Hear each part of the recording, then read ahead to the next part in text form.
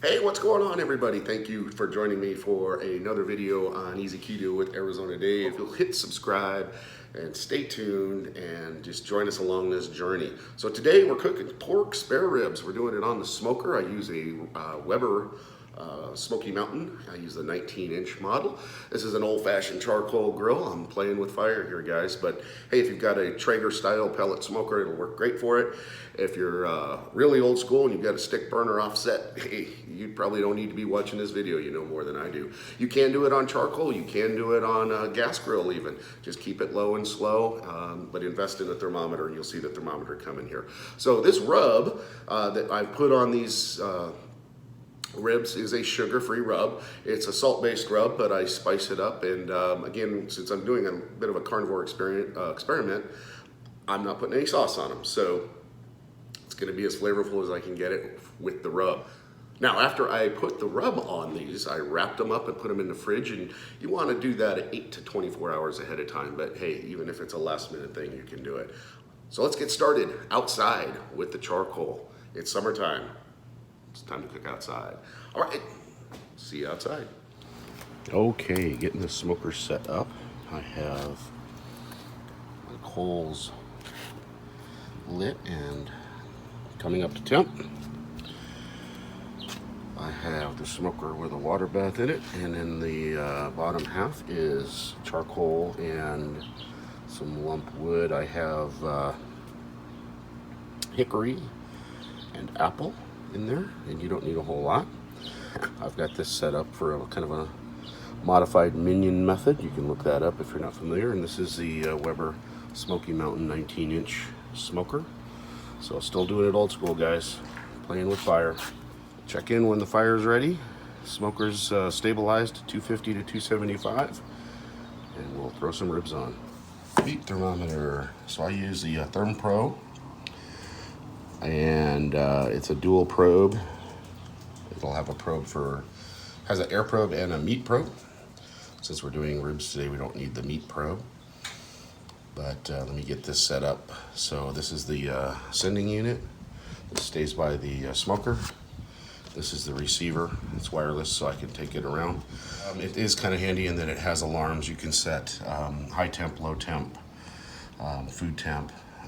So all your targets, but what's nice is on the air, you can set it for a low temperature alarm as well as a high temperature alarm. So if your fire is getting too cold, it'll alert you, and if the fire is getting away from you, it'll alert you. So these are available on Amazon. I want to say probably about 50 bucks. I just got the coals in, so it's heating the water pan, and just starting to light some smoke. There's some smoke coming off of it. We'll let this stabilize. I like to shoot for about 250 to 275, so I might have to play with the vents to get it to hold the constant temperature.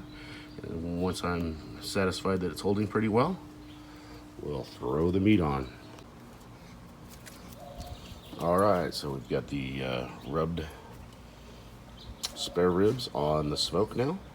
Again, the smoke is apple and hickory wood chunks with my homemade no sugar rub. Recipe in the notes. So we're gonna go ahead and try to get this thing down. I'll play with the vents, get this stabilized between 250, 275, and after 2 to 3 hours, I'll go ahead and I'll wrap it in foil and then finish it till I'm happy, and then I'll enjoy. Now, because I'm doing carnivore, I'm not gonna make a homemade sauce, but I do have a recipe for a homemade sauce that I stole from somebody out there, and we can post that in the notes too. So see you in a few hours. All right, so it's been about 4 hours now, which is probably about right, since these are actually spare ribs and not baby back ribs. Baby backs take a little less time.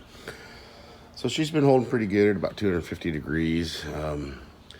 Got away from it for a little bit, and I came back. It was about 237 or so, which is all right.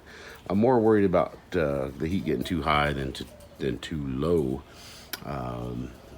If it's too low, it just takes a little bit longer to cook. Too high, you can dry things out, and things can get away from you, and it can burn it up. So taking all the smoke it needs for sure.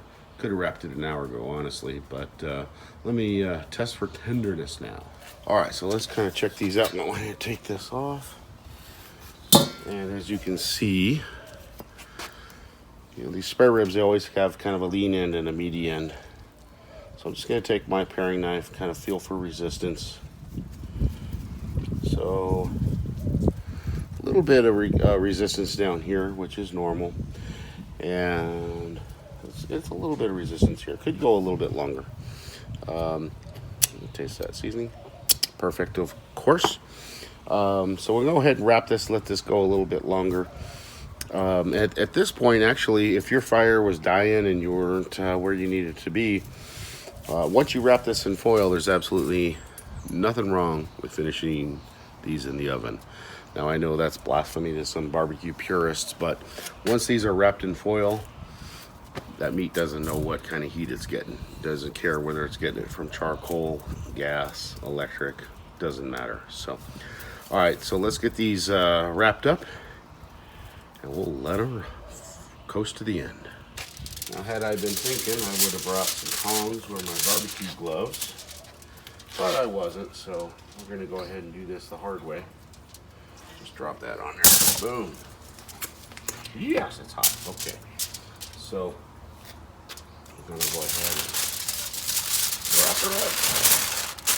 Now, if you had sauce, now would be a good time to put some on. I'd actually put some on a little bit earlier. But because I'm doing this in a carnivore style, because I'm not doing any non-animal products, I don't need no sauce. That's why I made the rub so dang good. So we'll check back in a little bit. We've had these wrapped for a while now. It's coming up on about an hour. Let's go ahead and check them out. I want them tender, but not too tender. And yeah, these are actually really good. So, okay, these are in good shape here. Now, a lot of those restaurants, they'll tell you our ribs are fall off the bone. Fall off the bone's not really what I'm after. And most barbecue experts will tell you that's not what you're after either. Fall off the bone usually means that they boiled them first, which is that's a sin. Sorry. I mean, you can boil them and then bake them, and if that's the way you got to do it, you got to do it. But if you're doing real barbecue, you cannot boil your ribs. And so what you want is you want them to be tender, but not just drop off the bone when you take a bite. So we'll see how these do. Barbecue is not an exact science. You do not tell when barbecue is done. Barbecue tells you when it's done, and that's it's all hit and miss, man. So I think these will be good. No matter what, they're gonna taste great. Whether they're overdone or not. Now, overdone, they're not gonna be dry. There's no way these are gonna be dry, but it is possible to make them a little too tender. But let's get these onto a tray, let them rest for a little while. We'll cut them up and see how they taste. See you in a minute. All right, so let's get these off the smoker. And if you do much smoking, invest in some of these heat-proof gloves. They're well worth the investment. A smart guy might have picked up 2 of them. No, they come in doubles. I just grabbed one. We go right on there. Obviously, Rocky's very interested in what's going on the smoker. That's not for you. And these bones are not for you because they've been cooked too long. They're going to be too soft and brittle. He does get some raw bones. But let's get this inside, let it rest a little bit, and we'll see how she does. All right, see you guys.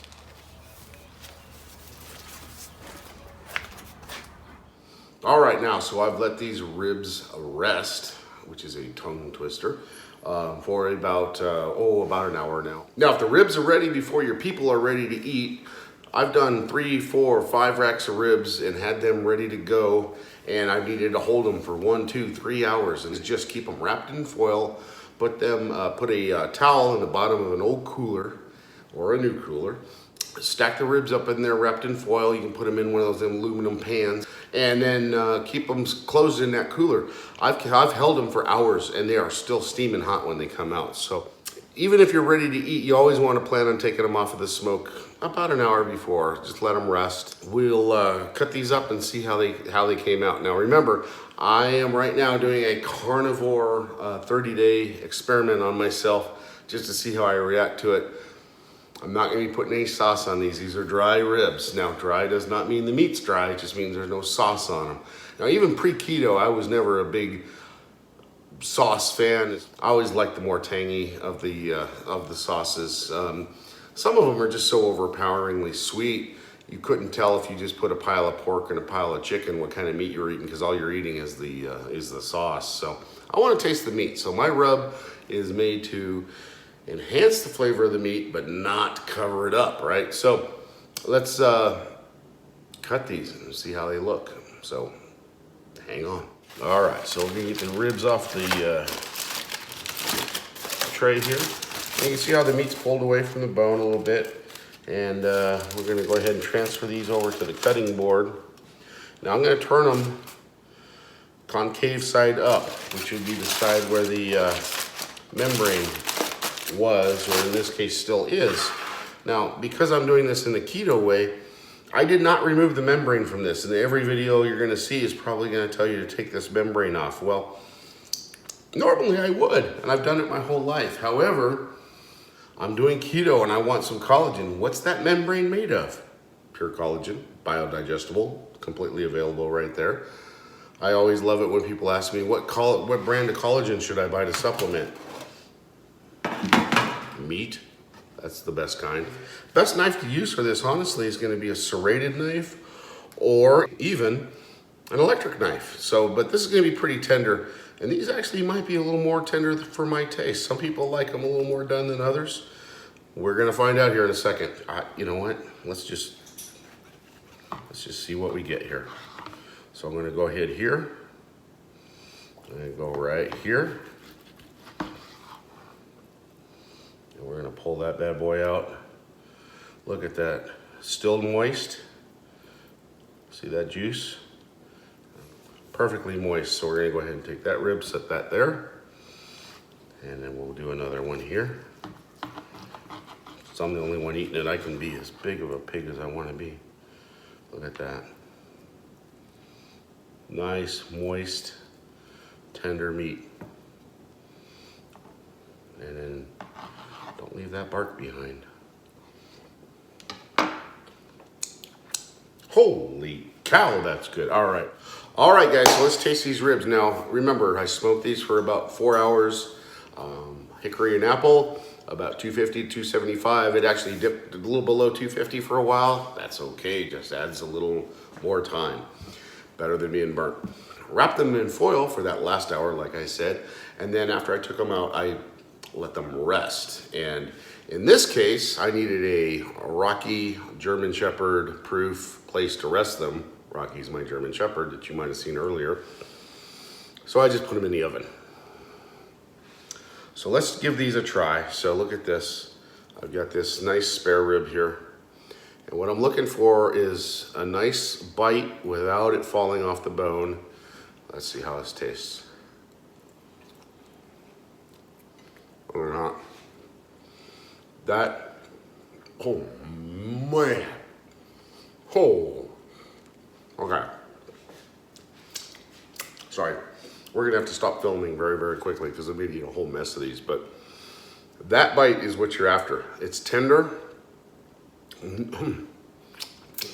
Hold on. Juicy.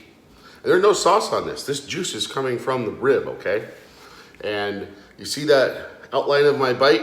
That's what you're after. You take a bite and the whole thing comes off in your face and flops on your chin. That's a restaurant trying to sell you on some nonsense that fall off the rib or fall off the bone ribs are the way they should be. That's what you're after, guys. So, hey, summer's here. You can do it in the oven. You can do it on a charcoal grill. You can do it on a gas grill. And you, of course, do it on a smoker. But that is what I'm after. I've got great bark. I've got a great smoke ring. And these are so juicy that it literally ran down my chin when I took a bite. And there's no sauce on here. Summer's here. Cook outside. It's 100 and something degrees outside right now. We're heading towards 110 this week. But that's Arizona for you. So, hey, get outside, cook. Get the kids to help with your cooking. At least get them to do the prep work. Teach them. I got taught at a very early age how to cook from both my mom and my dad. It's paying dividends now as I experiment with things as we go into keto and carnivore and try to adapt things that we used to have that we can have now. Ribs are a perfect example. No sugary sweet sauce on here. Still delicious, and I'm not gonna miss it. I can tell you from the first bite I had. And in fact, keep looking at that rib, so I'm gonna let you go. So stay tuned for the next video. If you have any questions, drop them in the comments. My approximation of the rub is in the description below. Honestly, I don't measure, and it's probably different every time I make it, but it'll give you a good guideline. But there's no sugar in it. You don't have to have your pork sweet. If you like it sweet, that's a monk fruit. That's all I can tell you. Stay strong, keto on. I'll see you soon.